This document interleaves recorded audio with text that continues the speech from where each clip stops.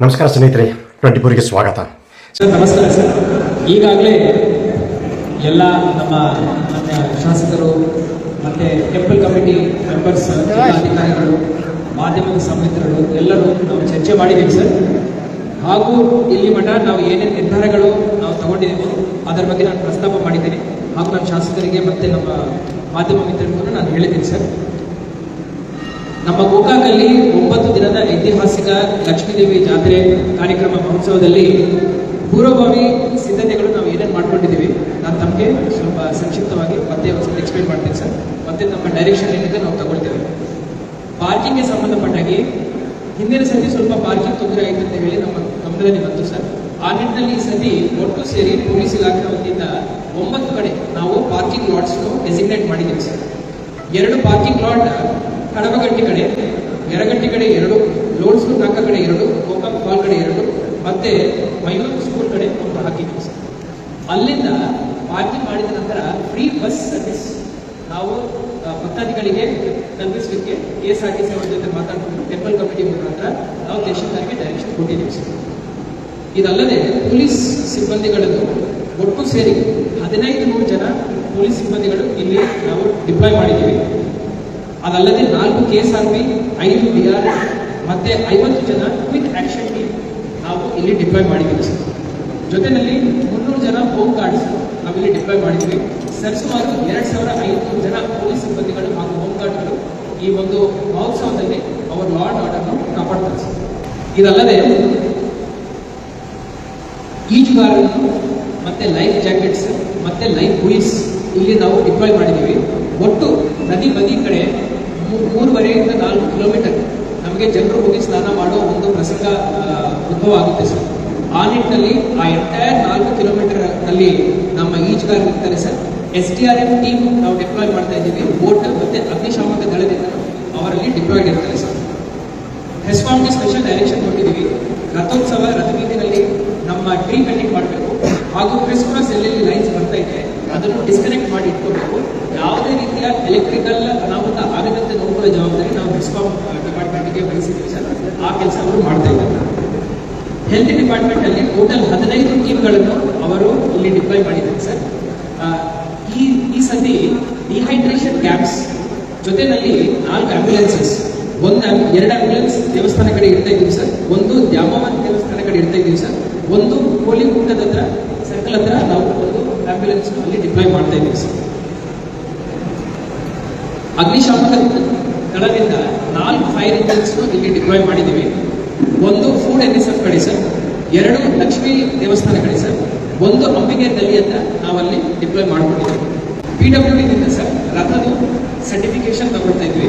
ಮತ್ತೆ amusement park ಏನು exhibition ground ಇದೆ ಸರ್ ಅದರದ್ದು ಹೆಸ್ಕಾಂ ಮತ್ತೆ PWDದಿಂದ ಸರ್ಟಿಫಿಕೇಶನ್, ಫಿಟ್ನೆಸ್ ಸರ್ಟಿಫಿಕೇಶನ್ ತಗೊಳ್ತಾ ಇದ್ವಿ. ನಾವು ಹೆಲ್ತ್ ಡಿಪಾರ್ಟ್ಮೆಂಟ್ಗೆ ಎಲ್ಲೆಲ್ಲಿ ಲಂಗರ್ ಇರುತ್ತೆ ಸರ್, ದಾಸೋಹ ಇರುತ್ತೆ, ಹಾಗೂ ಎಲ್ಲೆಲ್ಲಿ ಫುಡ್ ಸ್ಟಾಲ್ಸ್ ಇರ್ತಾರೆ ಅಲ್ಲಿ ಅವರ ಫುಡ್ ಸೇಫ್ಟಿ ಇನ್ಸ್ಪೆಕ್ಟರ್ ಮುಖಾಂತರ ಫುಡ್ ಸೇಫ್ಟಿ ಚೆಕ್ ಮಾಡ್ಕೋಬೇಕಂತ ಹೇಳಿದ್ದೀವಿ ಸರ್. ಟೆಂಪಲ್ ಕಮಿಟಿ ಅವರಿಂದ ನಮಗೆ ಡ್ರೋನ್ಸ್ ಅವರು ಕೊಡ್ತಾ ಇದ್ದಾರೆ, ಅವರಿಗೆ ನಾನು ಕೃತಜ್ಞತೆಯನ್ನು ಹೇಳಿದ್ದೀನಿ. ಜೊತೆಯಲ್ಲಿ 2 ಕಡೆ ದೊಡ್ಡ LED ಸ್ಕ್ರೀನ್ಸ್ ಅವರು ಹಾಕ್ತಾ ಇದ್ದಾರೆ. ಅದರಿಂದ ಭಕ್ತಾದಿಗಳಿಗೆ ಸ್ವಲ್ಪ ಅನುಕೂಲ ಆಗುತ್ತೆ ಸರ್. 1 ಕೋಳಿ ಕೂಟ ಹತ್ರ ಸರ್, ಇನ್ನೊಂದು ಅಪ್ಸರ ಕೂಟ ಹತ್ರ 2 ದೊಡ್ಡ LED ಸ್ಕ್ರೀನ್ಸ್ ಅವರು ಹಾಕೊಳ್ತಾರೆ ಸರ್. ರಥಬೀದಿ ಪಕ್ಕದಲ್ಲಿ ಮತ್ತೆ ನಮ್ಮ ಅಂಬಿಗೆ ಗಲ್ಲಿನಲ್ಲಿ ಸರ್ SP ಅವರು ಸಿಂಪಲ್ ಬ್ಯಾರಿಕೇಡಿಂಗ್ ಟೆಕ್ನಿಕ್ ಹೇಳಿದ್ದಾರೆ ಸರ್. 1 ಬ್ಯಾರೆಲ್ ಇಟ್ಟು ಅದರಲ್ಲಿ ಮಣ್ಣು ಹಾಕಿ ಹಗ್ಗ ಕಟ್ಬಿಟ್ಟು ಒಂದು ಬ್ಯಾರಿಕೇಡಿಂಗ್ ಮಾಡೋಣ ಅಂತ ಹೇಳಿದ್ರು ಸರ್. ಆ ಸಿಂಪಲ್ ಬ್ಯಾರಿಕೇಡಿಂಗ್ ಪೊಲೀಸ್ ಡಿಪಾರ್ಟ್ಮೆಂಟ್ ಅವರು ನಮ್ಮ ಎಂಟೈರ್ ಡಿಪಾರ್ಟ್ಮೆಂಟ್ ಕೋಆರ್ಡಿನೇಷನ್ ಮಾಡಿಕೊಂಡು ಆ ಥರ ಬ್ಯಾರಿಕೇಡಿಂಗ್ ಮಾಡ್ಕೊಳ್ತಾ ಇದ್ದೀವಿ ಸರ್. ಈ ಸತಿ ಸರ್ ನಾವು 188 CCTV ಕ್ಯಾಮೆರಾಸ್ ಅಳವಡಿಸ್ತಾ ಇದ್ದೀವಿ ಸರ್. ಸರಿಸುಮಾರು 15 ಲಕ್ಷ ಜನ ಭಕ್ತಾದಿಗಳು ಇಲ್ಲಿ ಬರೋ ಸಾಧ್ಯತೆ ಇದೆ ಸರ್. ಹಿಂದಿನ ಸತಿ ತಮ್ಮದು ಶಾಸಕರು ಎಲ್ಲರಿಗೂ ಗೊತ್ತಿದೆ ಸರ್. ಸೊ ಆ ಸಂದರ್ಭದಲ್ಲಿ ಲಾ ಅಂಡ್ ಆರ್ಡರ್ಗೆ ಯಾವುದೇ ಮುಖ್ಯ ಆಗದಂತೆ, ಪಿಕ್ ಪಾಕೆಟಿಂಗ್, ಟೀಸಿಂಗ್ ಇನ್ಸಿಡೆಂಟ್ಸ್ ಆಗದಂತೆ ಈ CCTVನಲ್ಲಿ ಸರ್ ನಾವು ಫೇಶಿಯಲ್ ರೆಕಗ್ನಿಷನ್ ಟೆಕ್ನಾಲಜಿನ ಅಳವಡಿಸ್ಕೊಳ್ತಾ ಇದ್ದೀವಿ ಸರ್.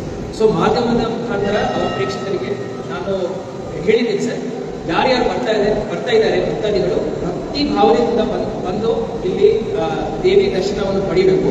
ಯಾವುದೇ ಗಲಾಟೆಯಲ್ಲಿ ಅವರು ಆಗಬಾರ್ದು ಅಂತ ಹೇಳಿ ನಾನು ಮನವಿ ಮಾಡ್ಕೊಂಡಿದ್ದೀನಿ ಸರ್.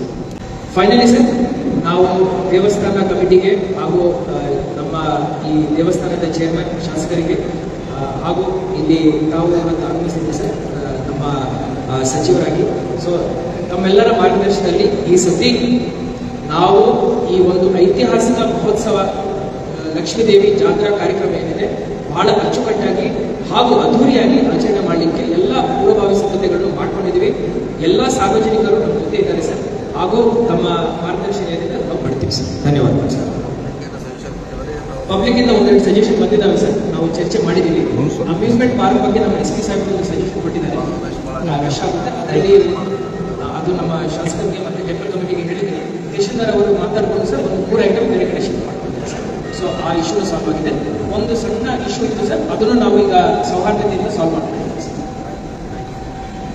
ಬೇರೆ ಯಾರಾದರೂ ಮಾನ್ಯ ಡಿಸ್ಟ್ರಿಕ್ಟ್ ಮಿನಿಸ್ಟರ್ಗೆ ಏನಾದರೂ ಹೇಳಲಿಕ್ಕೆ ಇದೆ ತಾವು ಹೇಳ್ಬೋದು, ಆಮೇಲೆ ತಾವು ಮಾತಾಡ್ಬೋದು ಸರ್. ಧನ್ಯವಾದಗಳು. ಪ್ರತಿ 10 ವರ್ಷಕ್ಕೆ ಒಂದ್ಸಾರಿ ಒಂದು ಜಾತ್ರೆ. ಈ ಜಾತ್ರೆಯನ್ನ ಜಾತ್ರಾ ಕಮಿಟಿ ಮತ್ತು ತಾಲೂಕು ಆಡಳಿತ ಮತ್ತು ಸಾರ್ವಜನಿಕರು ಸೇರಿ ಇದನ್ನ ಯಶಸ್ವಿ ಮಾಡಬೇಕಾಗಿದೆ. ಅದರ 9 ತಿಂಗಳವರೆಗೆ ವ್ಯವಸ್ಥಿತವಾಗಿ ಜರಗಬೇಕು ಮತ್ತು ಶಾಂತಿಯುತವಾಗಿ ಈ ಜಾತ್ರೆ ಮುಕ್ತಾಯವಾಗಬೇಕಂತ ಸರ್ಕಾರ ಜಿಲ್ಲಾಡಳಿತದ ಆಶೆ ಆಗಿದೆ.